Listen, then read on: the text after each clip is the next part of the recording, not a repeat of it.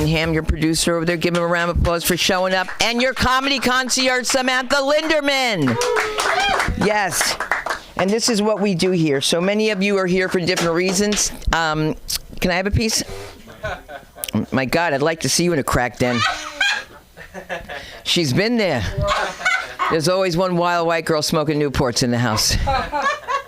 When you see a white girl smoking Cools or Newports, you know what's going down. Keyshawn is waiting somewhere outside of the synagogue. I was trying to go past my synagogue today, but big sign says, nobody wants this. That's what they said about me when I was the first black Jew there, okay? Now it's the name of a show. Oh, my God, now you see what I do. Okay, so let me just share something with all of you. And I never do time, but Armando Yee came with me to a gig, okay? All right, and that's why, listen, he gets 5 more free because he had to come with all these crazy, but not crazy, but loved him, couldn't find him.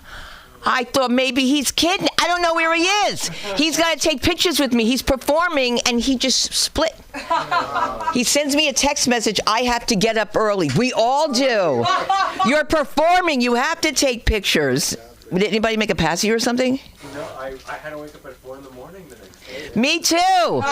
Because I got to get breakfast on at 5 because he has to be at work at 6 because that's 9 in New York. Yeah. That's why that's why you're up so early. But that was a very nice audience, so they're so welcoming. Thank you for that. You were phenomenal. Oh my God, did I work my ass off? Yeah. I had to hold a baby. I had to hold a baby on my hip. I forgot which one's the good hip. I don't think any of them are any good anymore. I had to hold a baby, and you know they have colds. Yeah. Because I was working with Samantha, and we worked with, I'm not over it yet.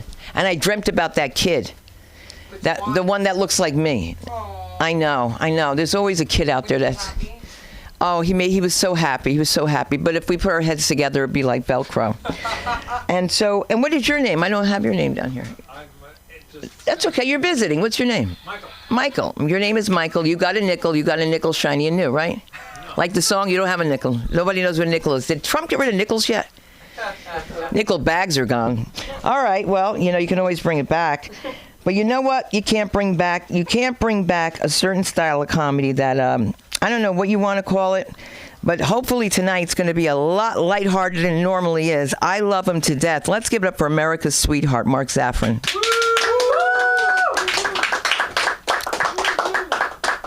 What would you do when I get my big stage? How long will it take you to get on stage? What amazes me about your impatience when you're getting on stage is I get on stage and talk about my bad knee and the fact that I'm fat. All right. What does she expect me to do? Jump up like a jackrabbit? It doesn't make any sense. But that's the problem with living in a female-dominated household. It is. It's really rough. I mean, you always know what's going to come around the next corner. Nonsense. And they're good at it too. My daughters are well trained. You ever been nagged in triplicate? It's like filling out a form. First, this one starts, you got to go take a walk. Well, I have a bad knee. But we got to go out and walk. I got to go to the bathroom. I said, well, I don't care that you have to go to the bathroom. I said, find another way. Ducalex works.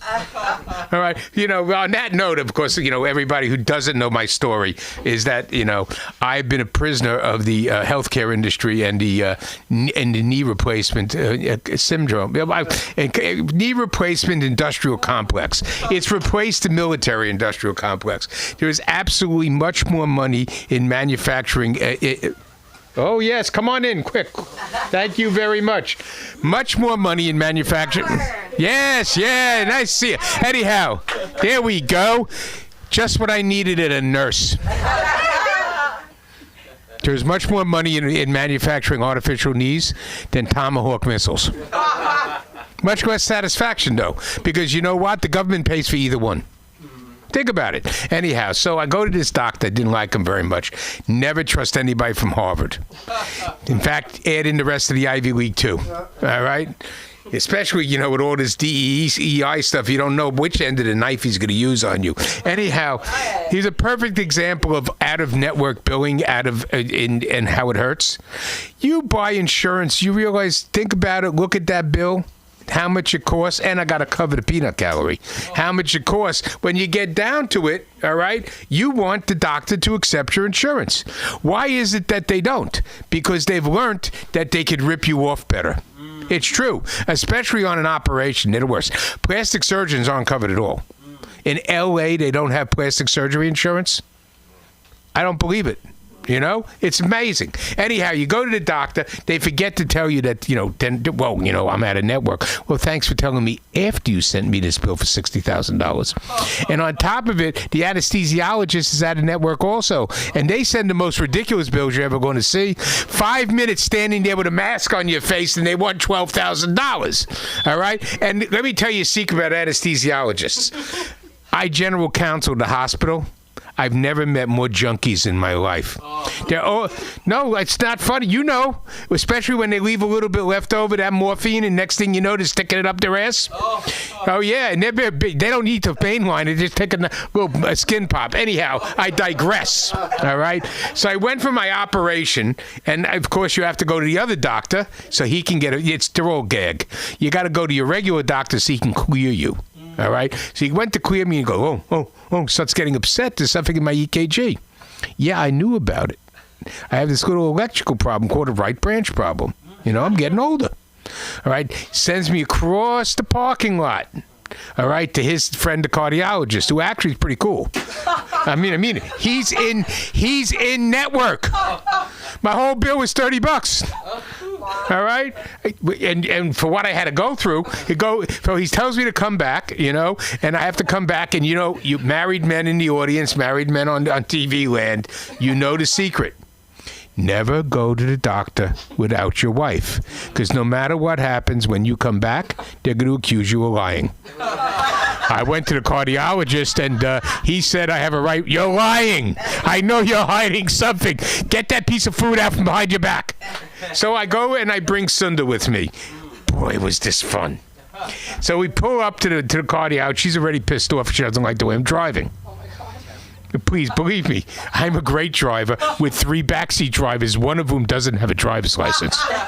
It's like, you know what it's like. So here we are, we get there, and we go up, and they're going to give me a stress test. Now, I can't go on the treadmill because of my knee. I don't want to run around like a little rat on a treadmill. So that's when I learned that they can induce the same condition in your body with an injection. Do you realize if most people knew about this, they'd be on their ass with the injection? Who wants to run there on that treadmill sweating like that? Bring sneakers to the cardiologist appointment. How many people have dropped dead on that treadmill? So we do that test, and they say, well, come back in an hour and a half. All right? Okay, we go down to this, okay, here it is. Do not go to a food place in a medical complex. We go to the subway, and there's this man vomiting in the back into a paper bag. And you say something to the women, and they're used to it. So at least, there was leftovers. Sunda wouldn't eat hers. So we come back, and a guy comes out, it's like Lurch. Excuse me, comes out with a lead case filled with vials of radioactive isotopes. Shoots me up with the radioactive isotope, takes my picture, tells me to come back the day after tomorrow. Well, why can't I come tomorrow? Because I didn't realize how sick I was going to be. So I'm sick, and I'm glowing like Chernobyl. All right, believe me, it's 3 Mile Island in my belly. So we come back the following day, and this time I take my daughter.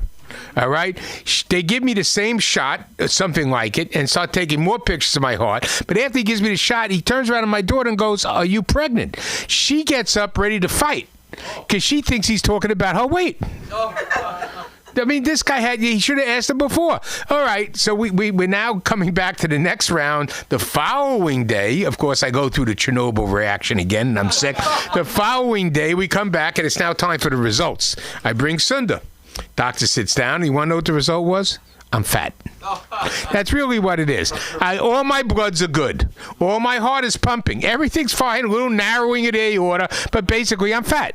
What's the good part about it is now I can get Ozempic. I got the Ozempic. It used to be $1,400 a month. $24. That's for the 0.2 milligrams. As it goes up, I think I'm paying $24. $12 then, $24 now. Very nice. You wonder where the rest of the money goes to. You know that 60% of it goes to some kids in China making those little injector things. All right? Ridiculous. It's like toy manufacturers made a fortune. So, all right, I'm losing my weight on the Ozempic. Very nice. I love it, right? And then I realized, why did I do this? All I did is could look in the mirror.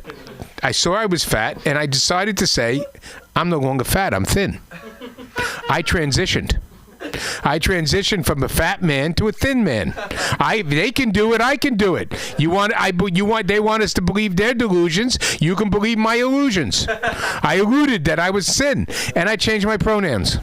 I'm now skinny and slim. And you got to use you got to buy into my delusion. But, it's all's well for the better when the truth of the matter is people think I'm being political when I talk about Luigi Mangione. All right? What's political about a rich kid shooting somebody? And the truth is, it was like doing a movie. I bet he had storyboards in his bedroom laying out every step on how he was going to become America's sweetheart. Like my wife calls me America's sweetheart. I don't have all these women throwing their panties at me. When this guy goes to court, there are women throwing panties at him. You think he was Elvis. It's horrible. Oh, Luigi, shoot me. I mean, this is crazy. This is a crazy country we live in. What's political about that? Ain't nothing political. The man stalked somebody and shot him for revenge for health care, and he didn't even have United Health Care. Right? Think about that. I'm going to run out of things to say because I am not allowed to say certain things here. You realize that, right? You can bomb countries, you can do whatever you want, but I can't comment on it. Because Conan O'Brien says it's boring. Jimmy Kimmel don't care if he's boring. Right? I hope he heard me. I used to catch you at Coyote Ugly on the floor. That's right. The bar right there in the East Village. It's his favorite place. You also used to drink at Brownies. Mm-hmm. Laura told me what went on. That's the owner. All right? Bottom line is, all these guys on TV, they think they're so slick. We know what they do. They talk about going after ICE agents. Rihanna's house got shot at 30 times. Some crazy woman from Miami. I don't know what it is about Miami that raises up crazy women. This woman had to be from the Tamiami Trail. Because they live in these, I understand what it is. It's trailers. Trailers make you crazy. All right? And I think the reason trailers make you crazy is the lack of dimension. You get into a trailer, which brings me to my last story. Many, many years ago, I had a client that had to break up with his partner, but somehow there was a problem with the real property taxes. And since it was the nursing home, they were the biggest buyer in the town. I hunted down the guy who bought the lien. We get to this place called a terminal on the river in New Jersey. All of a sudden, I look over on the river there, and I see the presidential yacht. The old one. I said, what's that doing here? Then we get to this guy's house. It ain't a house. It's two double white trailers hooked together. You walk in, and there's a guy that looks like something out of Tobacco Road. He's sitting there, and you look up there, and there's all these guns and deer antlers. This is two double white trailers in Bayonne. For God's sakes, what's going on? And then I say, well, why did you buy this? And he goes, well, we figured that it was the biggest landowner. We'll make some money on it. I'm thinking to myself, where did you get this money? Is this some smuggler's paradise, and you're smuggling in drugs? Or is this left over from when your father smuggled alcohol during Prohibition? Anyhow, my name is Mark Zaffron. There's a good reason why you will never find me on social media. It's the European Union. People are getting locked up for saying things that are just funny. Bye. Wait, bring up Armando Yee for me. Why? You don't want to do your job? Oh! This is what I'm talking about. This is what I'm saying. Armando Yee. Very funny guy. Just had his debut in live action. Yep. Yes, he did. All right, Mark. Well, wonderful. Good evening, everybody. I love the Chernobyl in the stomach bit. That's how I'm going to use that moving forward. Yeah, let me a little wipe. Well, I got to tell you, you guys ever see those how to wash your hands instructions in bathrooms and think, Is this what we've come to as a society? 3-step instructionals on how to use soap? We used to build pyramids. No Wi-Fi, no YouTube tutorials, just math. And slaves. Yeah, and slaves. I probably would have been one of those slaves, by the way. I probably would have been one of those slaves. Not even one of the strong ones. I probably would have been the guy holding the rope, like, are we sure this is level, guys? Everybody else is pushing 3-ton stones across the desert. I'm nowhere near the pyramids. I'm 40 miles away on a boat, like, wind seems fair, gentlemen, wind seems fair. But now we have little laminated signs with cartoon hands explaining soap. Step 1, apply soap. Step 2, rub hands together. Step 3, rinse. It's like, that's not a process. That's kindergarten. Yeah. And it actually says rub hands together, which means that's, it says together, which means at some point someone tried it separately. Somebody's like, yes, my right hand seems clean. Well, left hand, tomorrow's problem. Yeah. I gave into meta verification. Meta verification is that little blue chip next to the Instagram name. And I don't know what it does. I didn't research it. I didn't compare options. I just saw other people had it. I'm like, well, I must have that. I'm not dying regular. But yeah, I honestly don't know the benefits. I really don't know what it does. Does it boost the post? Does it unlock features? Does it come with health insurance? Maybe dental, maybe an OnlyFans account? Don't know about that. Not sure. I do know this, though. It messes with people's heads. And that's enough for me, though, the blue chip next to the Instagram name. We're talking about meta verification on Instagram, by the way. Gave into that. It's like if one day you woke up and people were suddenly starting to wear little blue dots on their forehead. No explanation, no meeting, just adults and stickers. And at first you're like, that's stupid, that's ridiculous. But then you start seeing more and more people do it. First the celebrities, then the teachers, doctors, your cousin who sells whey protein, the priest, everybody. And you're like, wait a minute, they might be onto something. Yeah, that's all it takes. One little blue chip and suddenly people assume you know things. Like, you know if Tupac Shakur is still alive. Who killed John F. Kennedy? The secret behind Area 51. Is Oprah Winfrey a lesbian? I don't know about that one. But I don't know if anybody cares about meta verification. I don't know if anybody cares about the little blue chip. To me, the blue chip is like the oxygen mask on a plane. If that plane is crashing, is that mask going to save you? No. Is it going to fix the engine? No. Does it make you feel better? Yeah, a little bit. You're still going down. You're now just going down prepared. Yeah. That's the blue chip for me. Is it boosting my career? No. Is it changing my life? Not even a little bit. We're still crashing. It's just premium now. It's just not that cheap either. I don't know how much it is. I will say this. Is everybody familiar with that Find My Friends app on the phone? The Find My Friends, that iPhone feature that allows people to track your every move, know your exact location like you're an Amazon package. All the women in my life want me to have it on at all times. My girlfriend wants it on. My sister wants it on. My mom wants it on. Even my grandmother wants it on. She's like, Miko, I just like knowing where you are in case I need to pray extra hard. Yep. I turned it off just once, and they acted like I got taken by ice. Oh. Yeah.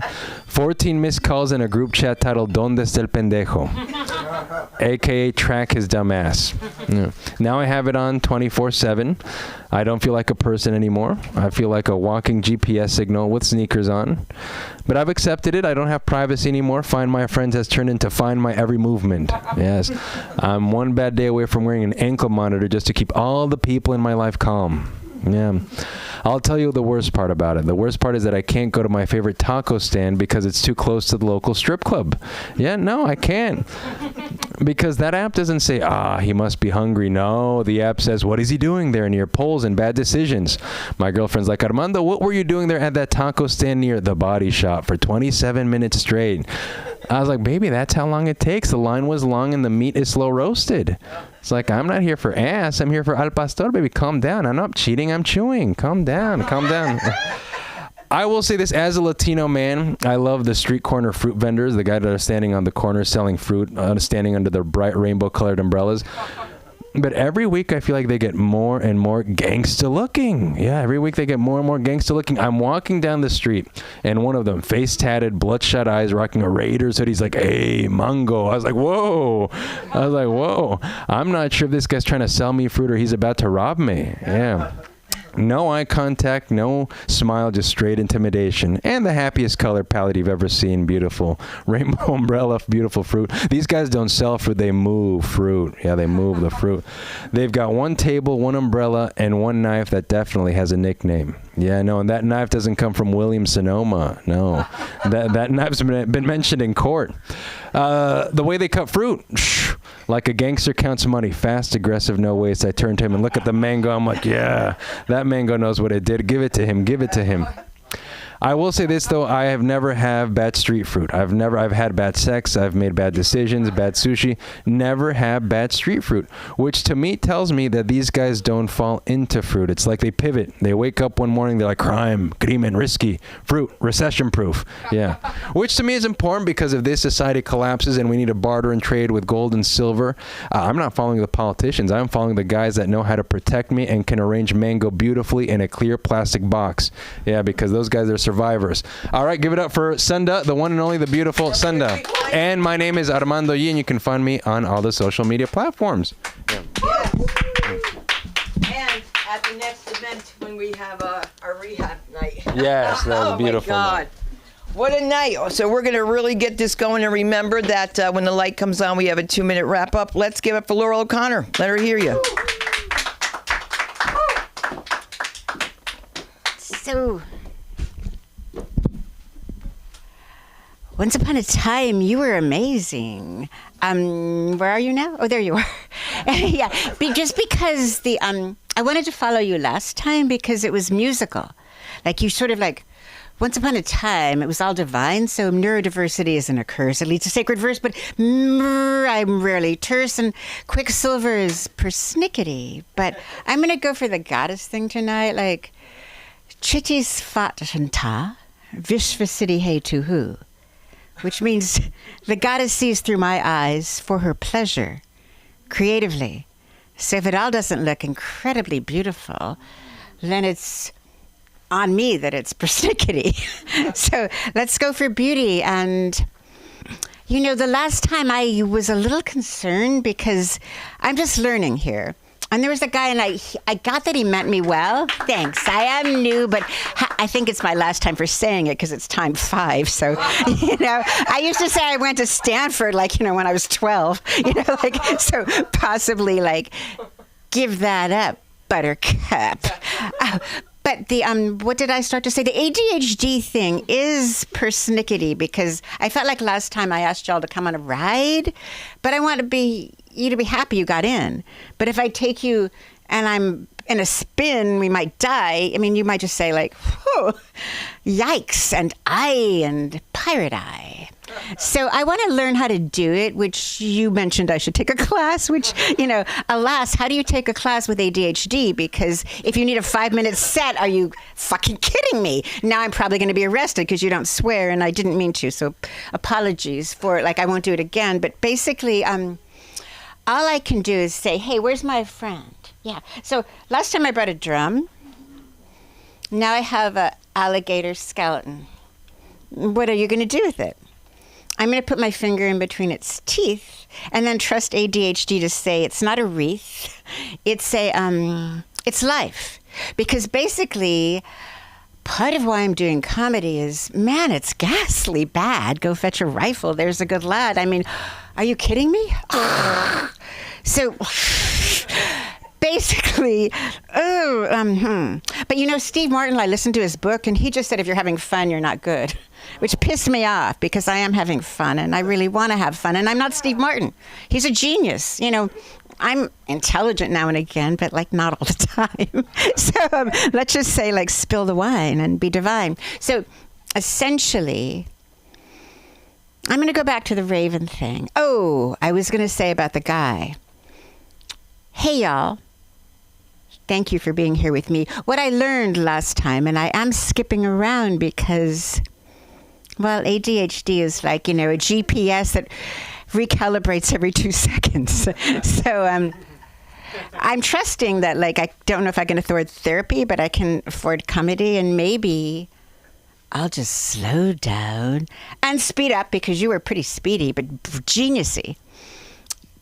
So basically, I was saying neurodiversity isn't a curse. It leads to sacred verse. Admittedly, it's rarely terse. And not wanting to go on and on, I just thought, like, let's turn everyone into ravens, particularly me, because I'd like to fly away immediately. Not necessarily from here, but from all the rest. Meaning, I confess that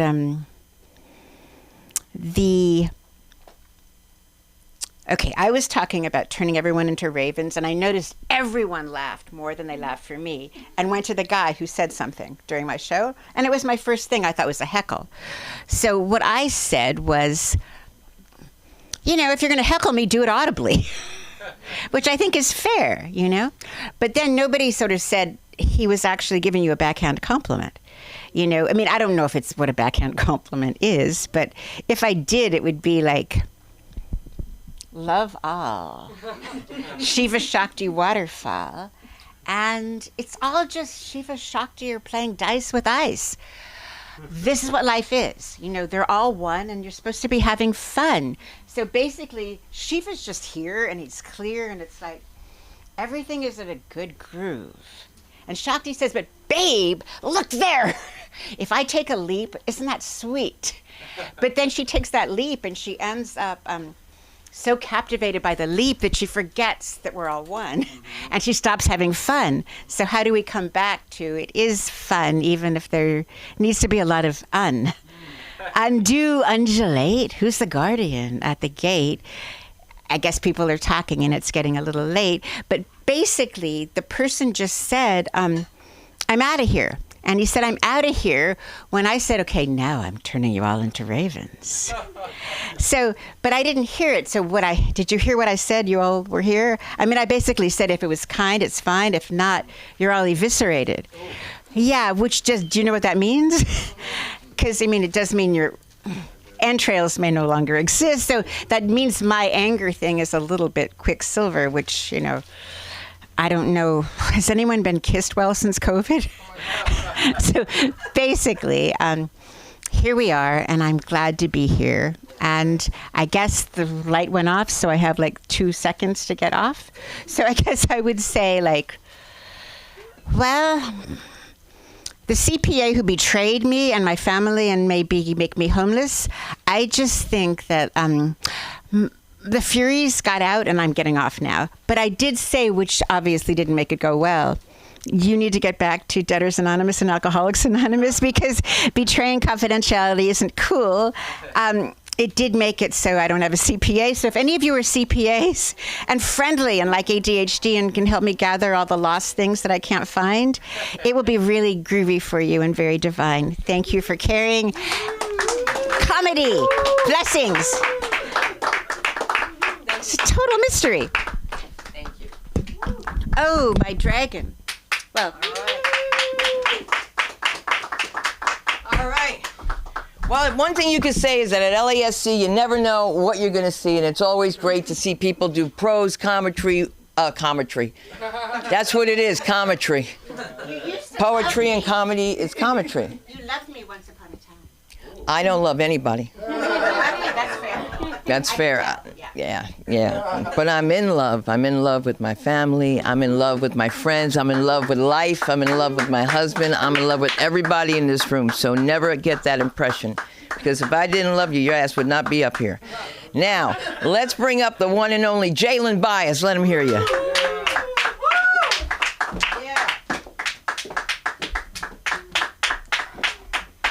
How y'all doing? Y'all doing good? Doing good. Okay, I'm Jay. My name's Jalen. I'm from Kentucky. That is known as a Bible Belt. Does anybody know what a Bible Belt is? Yeah, that means we got more churches than people. You know what I'm saying? You know what I'm saying? We got more churches than people, more churches than gas stations. We got hella churches, you know. So I remember I was playing football one time and I broke my leg on the football field. Nobody came out to help me. Everybody just put their hands out and started praying for me. They was like, He will rise. Come on, rise up. Rise up. It's not the third day, but rise up. Rise up. But that's cool. Prayer is cool. I believe in prayer. But you know what else helps? Help. Help is great. At least give me an Advil or something. God. You know what I'm saying? I moved to LA and I was catfished by a wannabe gangbanger. You know what I'm saying? He was like, you know what I'm saying? You moved out here, bro. Don't worry about nothing, bro. I got your back, bro. Anybody step on you, I'm going to kill them dead. I'm like, okay. But the thing that was confusing, we was both at Burbank Airport. We was janitors. And I was like, how you going to be a gangster and a janitor? I don't understand that. You know what I'm saying? You over here, you know what I'm saying? Hey, bro, I'm a blood. The toilet's clogged. Can somebody help me on the toilet? I'm like, oh, this is not. We supposed to be coming up with a plan to rob something. We unclogging toilets. I just don't understand. That should have been my first red flag to like let him go. You know what I'm saying? I don't need him as a friend. I could do way better than this. But I had no friends. That was my first time in LA. You know what I'm saying? So we walking on the streets. You know, this gangbanger walks up to us. He presses us. That's what they call it. He's like, hey, bro, what set you from? What hood you from? And he's not responding. I'm like, you're supposed to say your set. You're supposed to say your hood. He's not saying nothing. I'm like... He's like, and the gangbanger was like, oh, nah, y'all counterfeit. And I was like, this dude's got he's got a great vocabulary. This guy's got a great vocabulary. And then my friend was like, you gonna get us killed. I was like, what you mean us? You're supposed to be killing him right now. Y'all supposed to be shooting each other right now. That was my second. I still didn't let him go. You know what I'm saying? I was hanging out with we go to this fair, right? And this buff dude bumps into us, right? And I don't know if y'all know, but buff guys take up a lot of space when they walk. You know what I'm saying? They walk like wrestlers. You know what I'm saying? Like, hey, how you? And they talk like wrestlers too. Hey, what you doing around here? You need to watch where you going, brother. I was like, why you sound like Hulk Hogan? Don't even think about it. He wanted to hold his girlfriend's hand. He's like, I can't hold your hand. I'm too damn strong. I'll break your hand. So he was like, you need to watch where you going. And I had my gangster friend, so I wasn't scared. I was like, no, you need to watch where you going. You know what I'm saying? You know what I'm saying? And he was like, what? I was like, no, you need to watch where you going, you know? And I was extra confident because I heard my friend in the back. He was, I thought he was angry. I thought he was getting ready to fight. But I turned around and he was having an asthma attack. I was like, huh? You got asthma? We definitely don't look gangster now. And you know, Bruce Lee says never take your eye off your opponent. You know what I'm saying? I took my eye off. And as soon as I turned around, he hit me. He struck me. Have you ever been hit so hard the top half of your body fall asleep, but the bottom half stay woke? It kind of look like you got baptized. It's in the name of the Father, the Son. This dude made me a better Christian. I said, what you doing on Wednesdays? He said, what? I said, let me hold your hand. Let's pray real quick. Let's pray. He said, what? I said, God, get the demons out this nigga. They strong as hell. Let's go to church. Whatever it takes for you not to hit me no more. God. It was crazy. It was definitely crazy. I actually took a break from comedy. You know what I'm saying? It's my first time back from like 7 months of not doing stand-up. You know what I'm saying? I almost ended up homeless. You know what I'm saying? LA, you get fired. You got about 2 weeks to get a job before. And the only job that was available was like another janitor job. I was like, I gotta. And it was another gangbanger. No, I'm joking. It was not. No, it was this. I used to work with this older guy. His name is Todd, and he talked about porn every day. Every day, I could just say it would trigger him. He almost had porn Tourette's.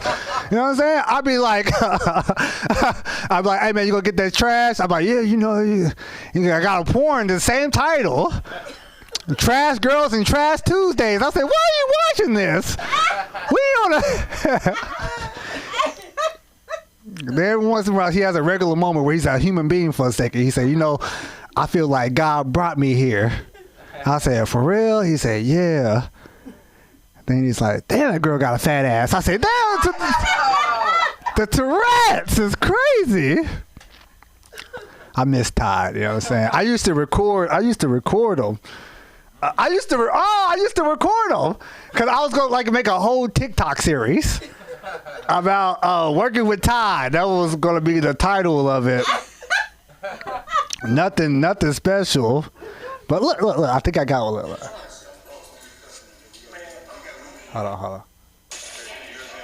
I don't have it. But he was talking about porn. He was talking about, man, you know, I used to do it all back there. I used to do crack, meth. I said, what is making you say this? Nobody asked. We're talking about work, how much work we have left. We complain about our job. And he's, of course, into porn. What else? One more thing.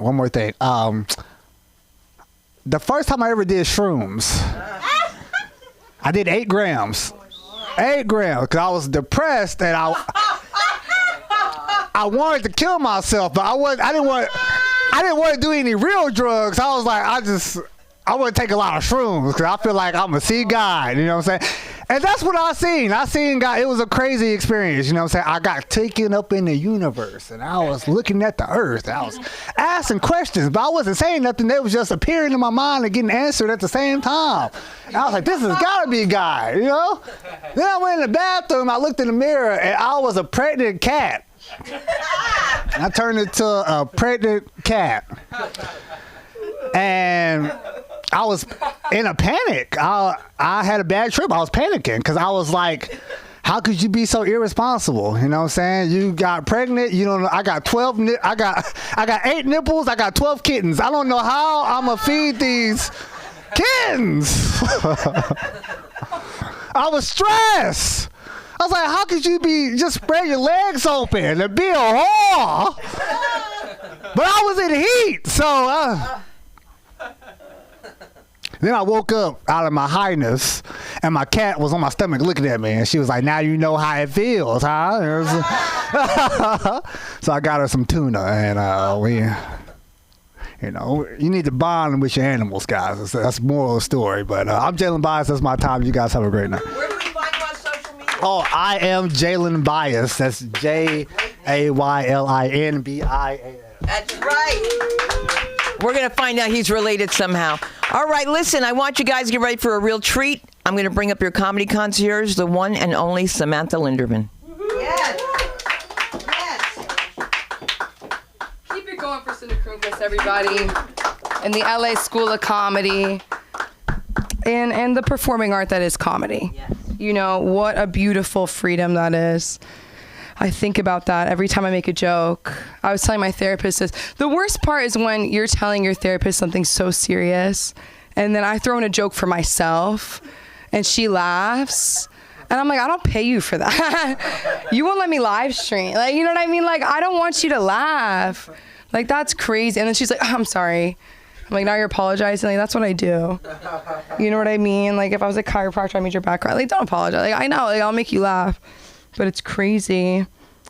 Yeah, stand-up can't be my therapy. I've tried it because it's like you can try, like once you try stand-up in group therapy and people are coming up to you afterwards like, that was so funny. You're like, fuck, like, this is not what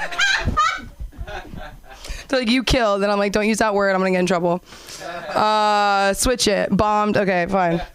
Whatever. It's so crazy. I tried to, I know, right? I tried to write some stuff down just for you guys. Let me scroll through this. That's crazy. That's what kids sound like. Let me scroll. Kids can't. Okay, I do work with kids. No need to clap. I know. Teachers, the worst, right? Always telling you to be quiet, sit down, don't touch each other, don't bite me, don't talk about your mother. Are you okay? I don't know. I'm a very masculine figure at work. It's crazy. We have a lot of men. I mean, it's good to have men working in education. I wish there was more, honestly, because I feel like they tone out my voice at a certain point. And then they call me mom, and people are like, that's so sweet. And I'm like, no. Like, you should hear how they talk about mom. Like, you know what I mean? You should see how they treat mom. I think that they're rude to me, and then mom comes and they're like, mommy, I love you. And they punch her in the stomach, and I'm like, I'm off the clock.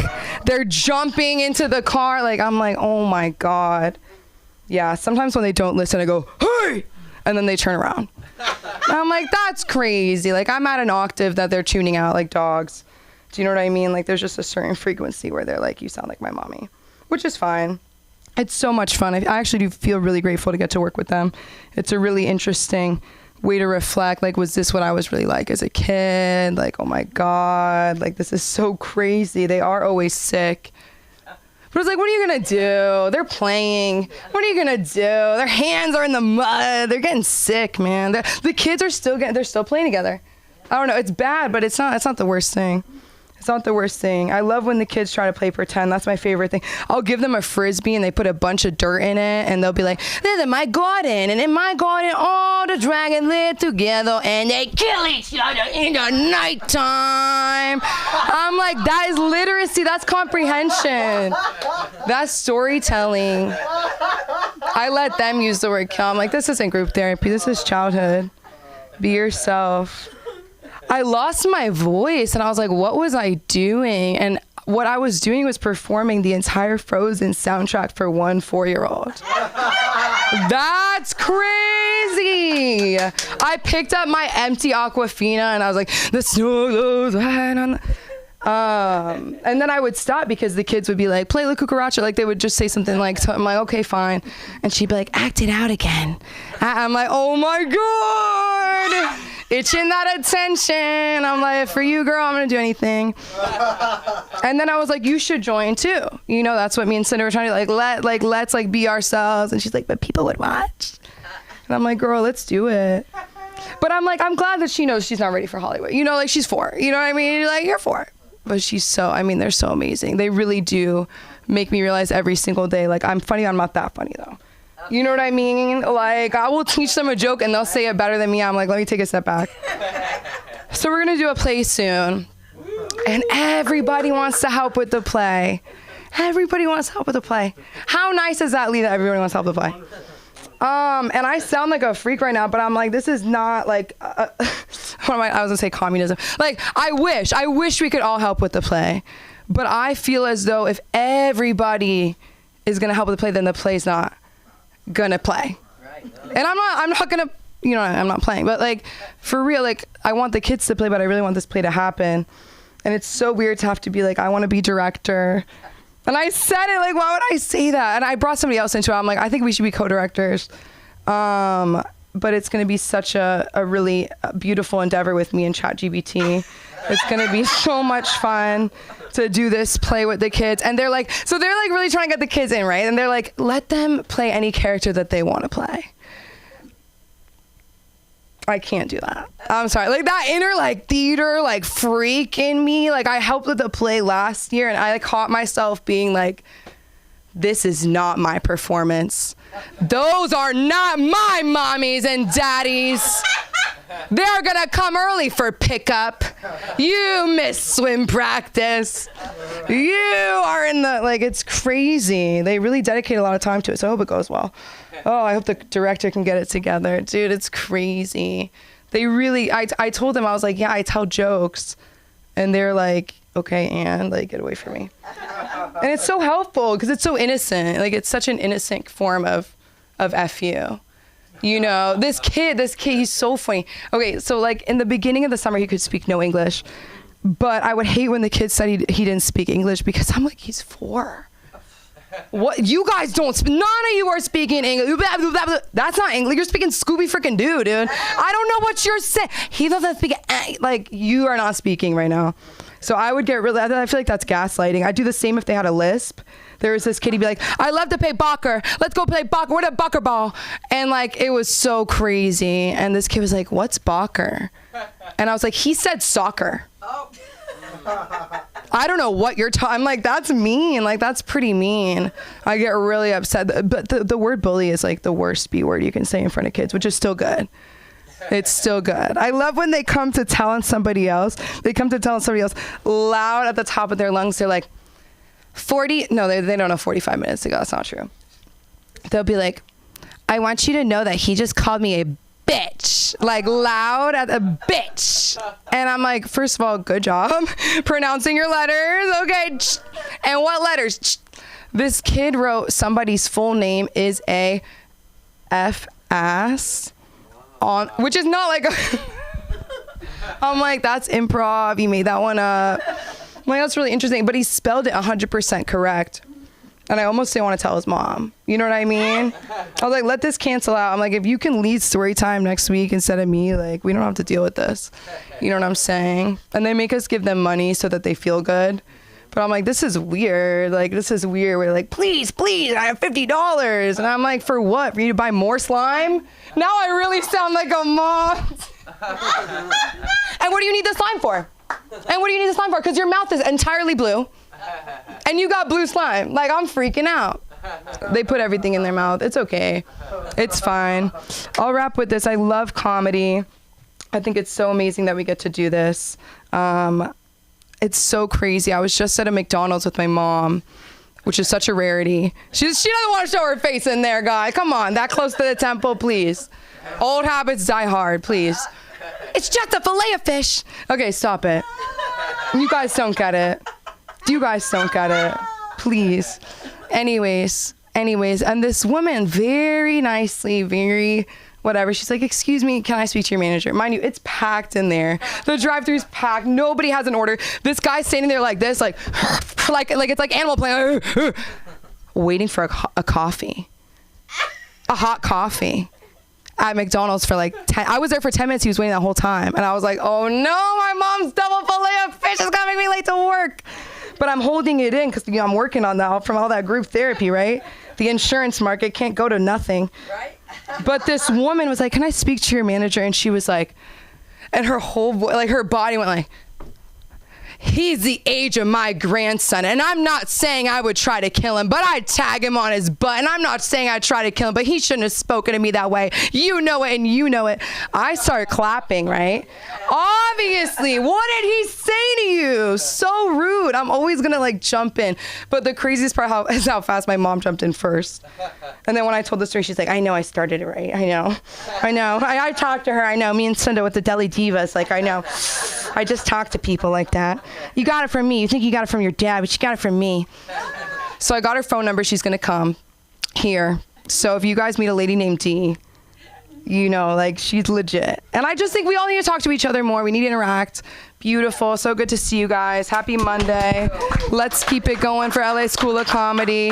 And I want to bring up this, I want to say fresh face in comedy, but he's a real one, a part of the LASC community, and you will catch him on every platform, streaming on a device near you. Put your hands together for Lee Shorts, everybody. Come on.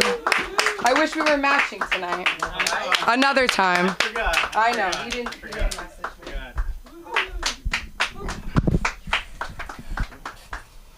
Well, sorry to disappoint you all. Every one of you. Except Samantha. No. But I still didn't dress right, so sorry. But I know it's someone else. It's my mom's fault, actually. Yeah, I blame everything on my mom and my girlfriend. But I'm sticking with my notes and that story and how boring it is, but it will be boring. So I'm sorry. But I did come clean with my girlfriend. After 2.5 years, she knows that I do comedy now. Oh my God! Yeah. Well, she hates comedians. That's the problem. Really does. Hates. But so now I review the jokes with her. Yeah. So she goes through 'em with me. She goes, no. Never, ever, not if you're the last person on earth. And everything comes down to telling one joke. To save your life, don't do it. That's what she says. Yeah. Well, that's my girlfriend for you. So, but I broke one of her cats. She's really mad at me. And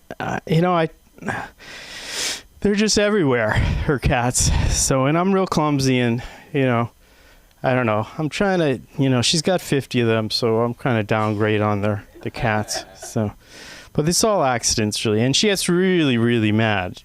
And, a lot of times she's just in anger, really. Just in anger. and she means every one of them. But I survive, though, and I go on.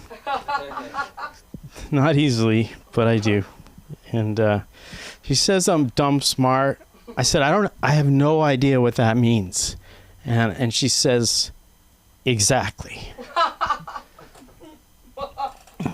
Yeah, well, that's all in a day. So, but yeah. It's not unusual for what I put up with day in and day out. Don't come to my house on Sundays. Never come to my house on Sundays. After the last dish is done, next person who walks in the door will get beaten severely. And that's usually myself. So don't come over. Don't come over. Never come over. Unless you want to risk your life. And I'm telling you, though, you walk around and it's like a battlefield, or it's actually more like a casino, like where you get a jackpot, but you don't want it, and it's like you pull the thing, it's like angry face, angry face, angry face, and you don't want to be around that when that happens. You gotta run, and I do run. And I don't know if I'm going to come back, I ran out the door today. And she gave me one last thing I had to do, and the worst thing about, every time I go out the door, it's 3-4 things I got to do. Like, she says, we'll take 1 second. 1 second. Nothing ever takes a second. It goes from do the dogs, do the dishes, do light plumbing, some light electrical, go up, get a shingle from the top of the roof, bring it down and throw it around. And I get stuck every time because if I say I don't want to do it, then I'm screwed because then I hear I'm the only one who does anything around here. And then she goes like, I'm stuck, and it's always she chooses this vulnerable period where I have to get somewhere. Always. It doesn't matter if I'm late or not. That's not important. What's important is I get what she wants done. And if I don't get it done, I get to take with me guilt that I drive around with the whole day thinking, oh boy, what have I done? I'm the worst person on earth. I never take care of my girlfriend. I should stop living now. It's not worth it. I'll never come back, and that'll be done. But I do go back, and amazingly, I go back, for more. Like some kid who just, keeps wanting to get beaten by his whomever, mom, whatever.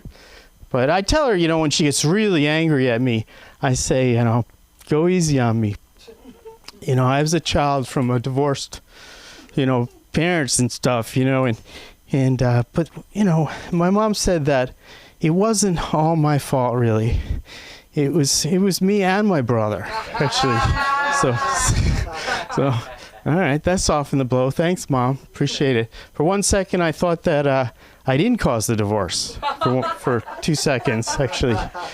But thanks, Mom. Cleared that up. Appreciate it. And I tell you, I didn't even have any imaginary friends, really, when I was a kid. And I couldn't see any, They're not easy to make, really. And I don't know. I'd rather have no friends than imaginary friends, really. I know. But I go on. But it was rough last week. I got my car banged up. Yeah, I know, right? I know. You know what I'm talking about. Yeah. Everybody does. Everybody got the car banged up once in a while. I mean, my girlfriend bangs me up, then bangs the car up, and then it all kind of goes that way. But I really did get my car banged up. It got scratched up, and then I got a rental car, and then I banged that up, got it all scratched up, and I didn't get that insurance. You gotta always get that insurance. You gotta get that insurance. Get that insurance. Get that insurance. Because I didn't, and I didn't know what to do. An hour to get it back. Otherwise, I get charged extra, and I'm thinking, what should I do to cover these scratches? And I thought in the back, I saw mud, and I decided to take mud and cake it all over the car like that, cover up the scratches. Great idea, right? it was till they washed it, and then it wasn't a good idea, and it was the dumbest idea, and so I that's dumb smart, I guess. That's what my girlfriend is, a definition of dumb smart. You know. And then my dad called me the other day. He said he wants me to come to Boston, and I said I didn't want to go, and my girlfriend was like, "What, are you scared of flying?" And I said, "No, I just don't want to see my dad." You know, but I do, every time I enter a plane, I do say a prayer. I say, please God, do not let me be sat next to some irate demon of a child with an overly permissive mother. Or, please God. Or someone I knew and beat up in 4th grade. Or a kid that bullied me. Or either way, you know. So, but I go on. And I always do. But and I don't want to go back to Boston. I have to hear that Boston accent. I don't want to hear that Boston accent. They sound really like they're slow. They and it's like they're thinking of the next word with, it's like, Bobby, come over here. And it takes like an hour longer to say one sentence than it should be. It should be, Bobby, get over here. You know, and I want to say the R word. You're not supposed to say the R word, but they do. When they say the word retarded, they do sound but thank you all. Appreciate it. Wait a minute. Who are you? Okay, I'm Lee Shorts. You can find me at YouTube, Lee Shorts. Yes. Thank you very much. I really appreciate it. And you're going to be selling your shorts for your merch, right? Yes, exactly. Shorts. And I'm going to model them. Yeah, free shorts tonight. All right. I regret nothing. Everything. That's yours? I thought that was Lee's. No. Whose phone? You got your phone? Oh my God, I am so happy to bring up this next performer because she's a real healer. Let's give it up for the one and only Abibatu. Yes. I can't hear you. Okay. Hello, my name is Abibatu. Yes, I was here last week and I shared about my partner who passed away.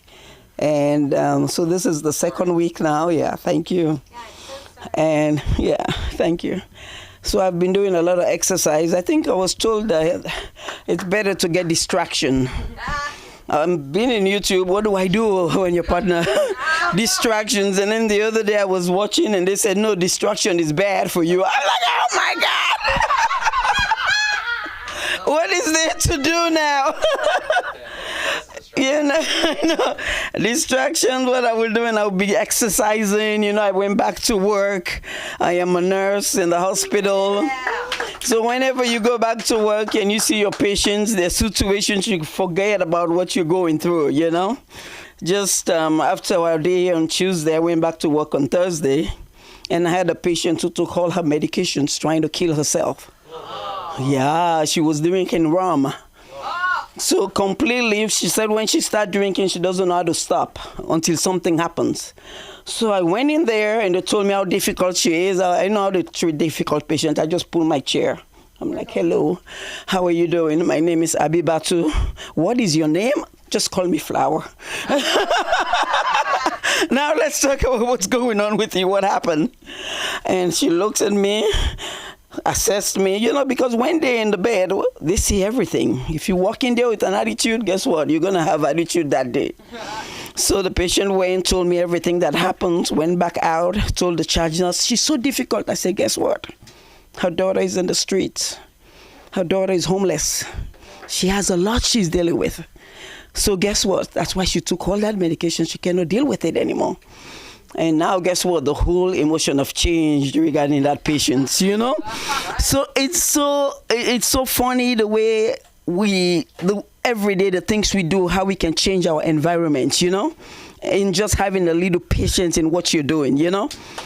So I see the way that happened. And another thing, too, that we need to work on is because we've been taught about racism, the way we hate, we don't even know we have that in us, you know? And it comes out. You don't know how it comes out. For example, when I go to work, we're all sitting down 7 p.m. Everyone is telling you about their patients. Let me say you are the patient for that day, okay? The nurse have been with you the whole night. And now they're telling the other nurse about you. Guess what? They're making their stories. You should the other day. This patient's husband is dying of AIDS. And the wife said, don't do nothing with my husband. I will feed my husband. We're trying to take her home, hospice. She's going to die home. So they were giving report. And the nurse went there. Her racism was already up there. The patient's family doesn't want you to touch her. Don't do nothing for him. She will do everything. Oh, yeah? So how difficult is she? They've made up their story. And she walked in there with that attitude. And guess what? The lady said, get the fuck out of my room. Can I say that? And I'm sitting there watching the situation, and I knew right away I'm the one who's gonna have that patient, and the patient's family already called the gang. They all came in. The charge nurse is like, oh, so what did you say? Oh, no, well, she was telling me to do this and that and that. And I told her, I only have 2 hands. How can you say that? You're at work. The patient's husband is dying, you know. Anyway, I inherit that patient. And the whole day I was spending time with the lady. She will do everything. I'm just saying, how many kids do you have? I've been with my husband 20 years. We spend time. I'm like, oh, let me sit down and listen. I was a therapist that day. And guess what? The other nurse, and they had to move her and shake her in the hospital, okay? She got a new patient on fentanyl. And that patient was jumping out of the bed in ICU. And I was like, okay, you see? You see, this is how racism is hurting people. Well, you can just be a good person and we take care of each other, okay? I cannot live without talking about a joke I have with my brother. My brother, he lives in the valley, he's a car mechanic. So they have a Christmas party, and he was telling me he has this boss whenever he goes on the Christmas party. He was dancing. They said, okay, we're going to give, I think the chicken dance, whoever wins the chicken dance will win the prize. So my brother, as an African, he walks up the stage and starts doing the chicken dance. The little kid was jumping around, chicken, and his boss was jealous, and he went to tell him, I think you're doing the chicken dance the wrong way. You need to go. You have to go and sit down. I have to bring him here. He's funny, really. He said, you can't believe it. And I refused to sit down. I refused. I was dancing. Guess what? I won the chicken dance. And he got the envelope for that chicken dance, you know. So, another story. My son, I have a daughter and a son. The other day I was doing night shift and I saw the webcam. I saw somebody leaving 5 in the morning. And I'm like, my daughter must have taken her boyfriend in the house. You know? I called my daughter and she said, I'm sleeping. I'm like, I don't think that's the right thing. So my son came in and I'm telling my son, guess what I think Tamari did? She got a boyfriend here at 5. And my son is like, he's 23. He said, the guy was leaving at 5? He said, I will not leave at 5. I would stay under the bed and I would tell her, I would let her just lure you out to the kitchen and I would leave at 7, but I'm not leaving. I'm like, who do I call to report my partner is dead? That's the only one that listens to me, you know. Well, it's nice meeting you all. Thanks for laughing. At this time where there's a war and we're killing people from another country, you know, it's time to sit down and just laugh. And I hope we have a doom. Do we have a doom? Do we have that thing that the other countries have? Doom. We need to have one. We need to have one. What is it called? We need to have one, okay? Okay, bye-bye, guys. We're going to put that back in there. And where can we find you? You can find me at the LA School of Comedy, okay? Thank you. Oh my God, laughter's the best medicine, right? And we always love a nurse, especially when they get you ready for your anesthesia. Then they're your best friend. You want to tell them everything. Which way do we go? It's Leo Kano. Let's do this. Come on. Yeah, I can't hear you.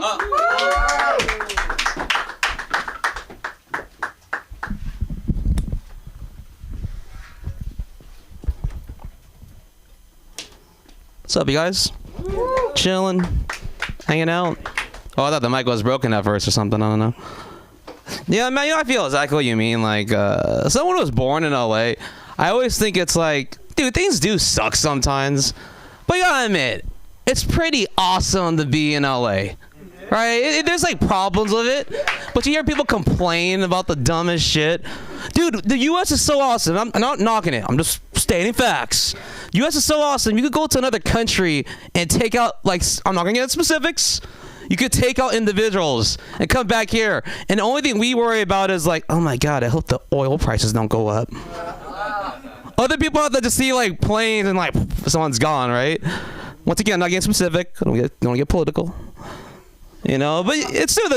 Like the U.S. Like I used to be in the military. You know, I spoke about this before. I used to be in the Air Force, and like it's crazy because I like worked with some refugee kids before, and the refugee kids, if you guys don't know, they come from like from other countries. We kind of help them. My last year in the military, I got very lucky to kind of help like kids go to like different states, and we kind of babysit them on the East Coast. And then the kids are so awesome. They have this saying. They're always like. They have a saying like they pick up from English. They're like, all is good. All is good, right? No matter what it is. They'll tell me some heartbreaking things like, I lost half my family in Afghanistan. I'm in New York and all is good. No, all is good. Right? And I'm like, I have to think of it like, dude, you guys ever meet someone so humble, it's like hard to relate to them? And I get mad. I don't get mad at him for what he is. He's an awesome kid. I hate him for how he makes me feel.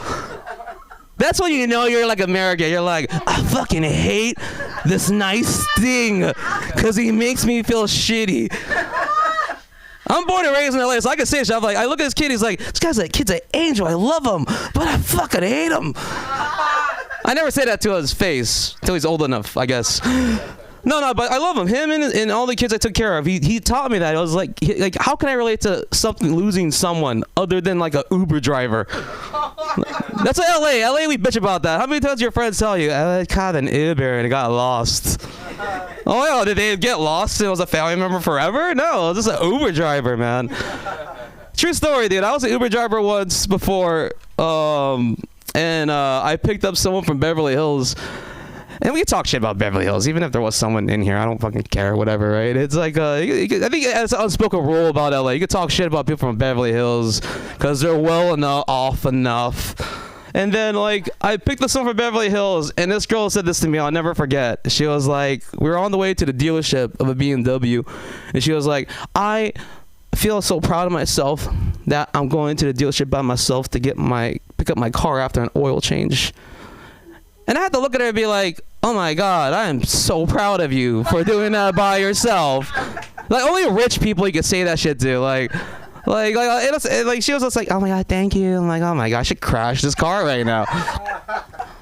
You know, the other things too, look, I think I'm not knocking the U.S. I'm born American, but dude, U.S. problems are awesome. You gotta admit, everyone likes to hide them, but I fucking love American problems. I mean, who doesn't like it, dude? I'm a property manager now in Sherman Oaks. If you guys don't know, that's like a watered down, poor version of Beverly Hills.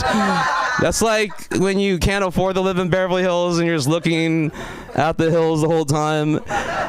And I work as a property manager, and I'm in the courtyard. And I witnessed this today. Like, a guy from DoorDash brought one of my residents in the courtyard. You're looking at all the residents' doors. And the DoorDash guy brought food for him, like 2 trays. One with the food and one with the drinks. He put it down. And now I'm there just doing my paperwork, like, the inspections. And then, I swear, this guy opens the door, picks up the 2 trays, and some of the drink and the food fell off. Because there was too much food that was delivered to him. And then, at the same time, he's going to probably go in his apartment and watch a commercial of someone starving in Africa or something. That's like an American thing. That's like an awesome thing, you know? It makes me wonder, though, man. I look at the Middle East, and I'm not saying this with any hate. I'm just, it makes me wonder as a guy. Because, LA, let's go be honest, dating's kind of rough sometimes, right? Dating's kind of hard sometimes, and I'm like, and I look at like, the Middle East, I'm like, look, these guys, they have like multiple wives. I could barely get a girlfriend in LA. And I'm like, is the Middle East that bad? I don't know. Just kidding, just joking. But yeah, I mean, it's a pretty stark contrast when you look at the guys who are just like having fun. I'm not saying it's right, but they are having fun. And then I'm like, dude, this guy got like 5 girls and everything. And then I'm over here in LA trying to date a girl, and she'll call me pencil dick to my face. Girls will do that shit to you. They'll like message you, and you go to a girl. Happened to me on Tinder once. I knew I was Icarus reaching up for the stars. I messaged this really hot girl on Tinder, and I was like trying to play it cool, like I'm on the same level, which I was obviously not.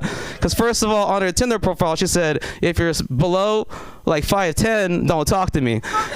And I'm clearly not, not exactly NBA material, but I was like, fuck it, I'm gonna shoot my shot. And I was like, hey, how's it going, gorgeous? Would you like to, for Sherman Oaks? I'm not from there originally, but she doesn't know that. I'm not from Sherman Oaks. You want to hang out sometime? Traffic sound cool. And she's like, no, fuck off, pencil dick. I'm like, you motherfucking bitch. I don't even have a good comeback for a girl when she says that to you. You tell me, Jay, what's a good comeback if someone tells you that? Huh? You got a pencil. Yeah, that's awesome. If we were both in kindergarten, that would work perfectly. You know what it's like when you get an insult like that? I was watching the Avengers Infinity War, one of my favorite movies, and I kept thinking about that insult like the whole time I was watching it. That's how much it bothered me. But no, it's all good though. It's okay-ish, right? No, but it was fine. And then but no, it's cool. It's cool. I'm just saying it's cool to me in LA. We have problems. It's not perfect, but it's all right. I before I joined military though, I actually got a job in fast food. I was in Wiener Schnitzel. Believe it or not, because you guys reminded me about that. I was like, I worked actually in Wiener Schnitzel. Someone brought it up here earlier. And in Wiener Schnitzel, I worked in that shitty hut that you drive by.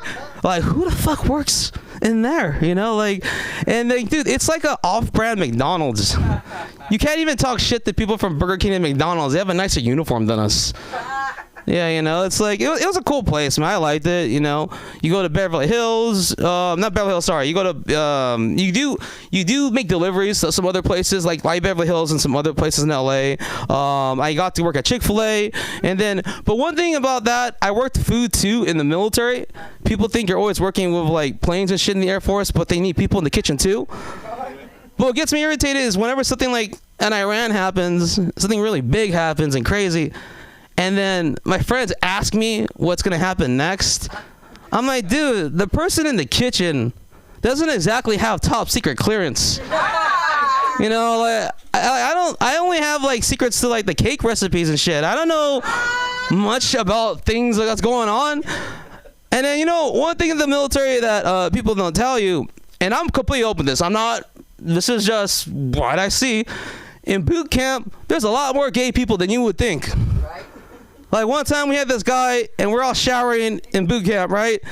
And then this is how cool, no, this is how much I'm from LA, because you get acclimated to behavior, right?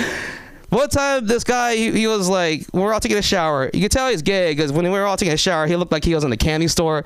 He was just looking around like all these options. We're all showering here in the corner, just trying to have the eye contact. He's just looking at us kind of in the middle, right? For the first week, we are kind of really ill by it, right? But after a week, you get used to it. It's fucking just his name's Ruben, but he kind of goes by Ruby, right? That's just Ruby checking out, doing his whatever thing, right? And then a new guy comes into our platoon, our squadron, and he's a new guy in boot camp. He comes showers with us, and then he's showering, and we're all used to it, right? So this guy's showering too, and Ruby is doing this thing looking around like this is shit. Black guys have their anaconda. I got my little Asian gummy worm, whatever. It doesn't matter. We're shameless about it. And then the new guy's like, dude, what the fuck? That guy's looking at my dick. And this is what we all said together. Dude, that's just Ruby. He just does that. My name's Leo Kano. You guys have a good night. Thank you. Where can we find you? At Disneyland selling churros. My name's Leo Kano at Instagram. Yeah. What a great set. What a great set. Oh, thanks. Appreciate it. Right? I haven't seen you in a month of Sundays. Oh my God. We had such a great night tonight. Everybody went up. Everybody had a great time. Please know that you got to start your podcast. This is the place to be. Do you want a copy of your tape? You want your stuff edited? Jason Ham is here. Yes, he does the production, and he'll do all of that for you. My name is Sundar Kronquist. You guys have been fantastic. Good night. Woo, I love you more. That was great tonight.